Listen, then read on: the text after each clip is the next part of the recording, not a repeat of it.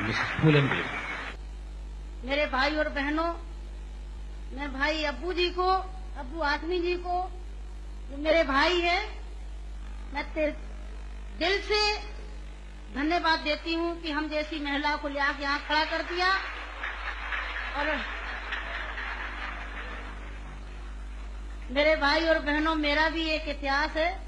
मैं और तो बताऊं ना, इस जमाने की मुसीबत की मारी हुई मैं महिला हूँ।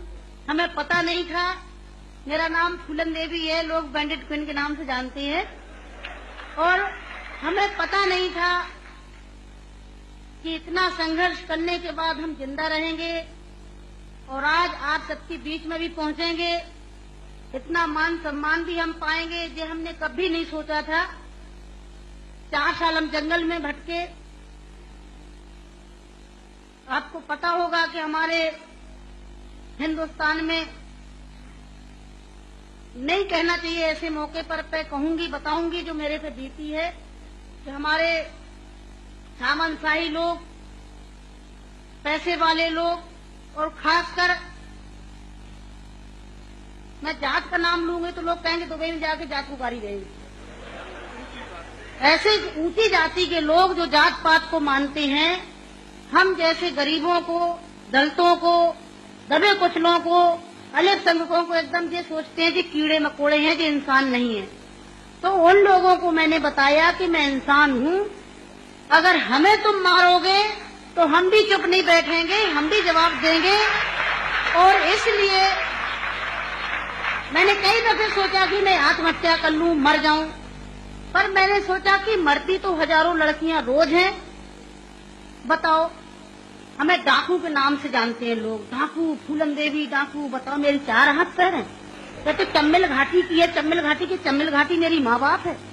अरे मैं माँ बाप से पैदा हुई हूँ, मेरा कसूर यही है कि मैं झोपड़ी में पैदा हुई, गरीब परिवार में पैदा हुई, दबी कुचली समाज में पैदा हुई, तो हमें जीने का अधिकार है नहीं। मेरे भाई और बहनों, मैंने कोई बुरा काम नहीं किया। मैं तो वहाँ भी मंच में बोलती हूँ, अब्बू भाई के साथ में तो कई सभाएं हुई हैं, बहुत बड़ी बड़ी सभाएं हुई हैं, कि मैंने कोई बुरा नहीं किया है। आपने सुना होगा, सुना था, आप तो वहीं के सब रहने वाले हैं, कुछ हमारे भाई हैं यहाँ के, है कि ये सीता के कारण इतने बड़े जो रावण का आज तक पुतला फूंकते हैं, उसका यही कसूर था कि खाली एक औरत को उठा ले गया तो आज तक पुतला फूंकते हैं। मैंने क्या बुरा किया? मेरे साथ भी ऐसे रावणों ने अत्याचार किया, मैंने उन रावणों को जवाब दिया। फूलन देवी वो डाकू है, डाकू है। अरे वो तो माननीय मुलायम सिंह जी की देन है, नहीं नाम लेना चाहिए, जो आज हम समाज के अंदर खड़े हैं। और नहीं तो इतनी बड़ी साजिश रची थी, हमने कोई बुरा काम नहीं किया। जिन्होंने हमें सताया, हमें समाज में रहने लायक नहीं रखा, तो गुस्सा में इंसान अच्छा काम नहीं करता, गुस्सा में गलत ही करता है।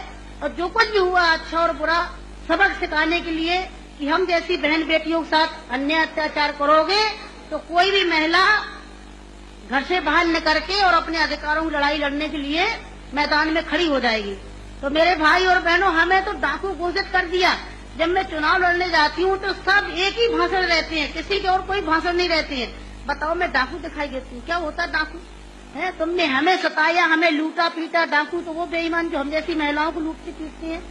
तो मेरे भाई और बहनों, 4 साल में जंगल में भटकी, 11 साल में जेल में रही, और जेल में भी हमें पागलों के साथ रखा गया था।